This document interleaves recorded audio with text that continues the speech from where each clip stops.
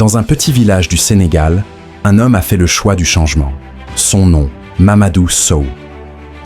Comme beaucoup d'agriculteurs de sa région, Mamadou a hérité de terres fatiguées. Des années d'agriculture intensive, de monoculture et d'usage d'engrais chimiques avaient appauvri les sols, détruit la biodiversité et réduit les rendements. L'agriculture, autrefois source de fierté et de subsistance, devenait une lutte quotidienne pour survivre.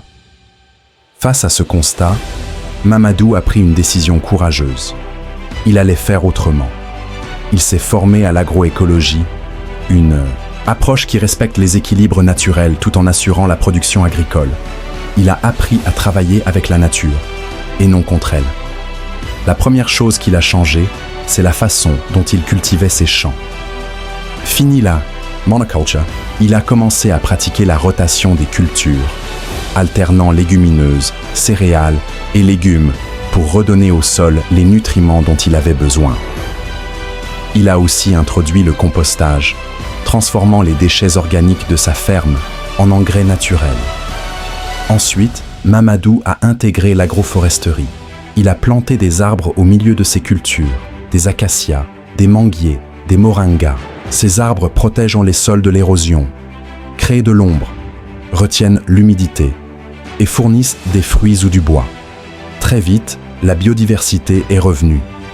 Les insectes pollinisateurs, les oiseaux et même certaines espèces végétales disparues ont commencé à réapparaître. Les résultats ne se sont pas fait attendre. En quelques saisons, les rendements ont doublé. Les produits étaient plus sains et Mamadou a pu vendre son surplus sur le marché local. Il a investi ses gains dans un puits, des outils adaptés et dans l'éducation de ses enfants. Mais pour Mamadou, l'agriculture ne se limite pas à son champ.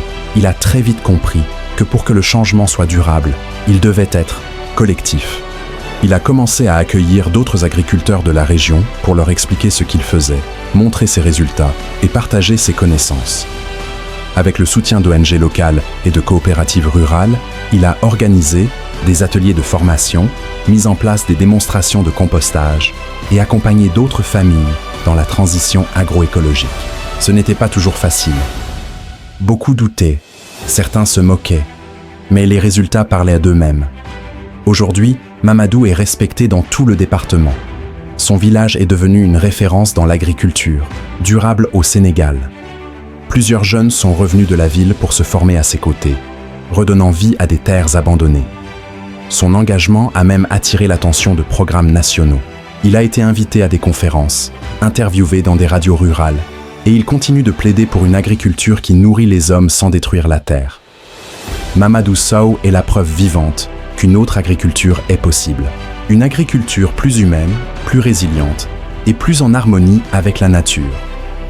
Son histoire n'est pas celle d'un miracle, c'est celle d'un homme simple qui a osé penser différemment, travailler dur et croire au potentiel de sa terre.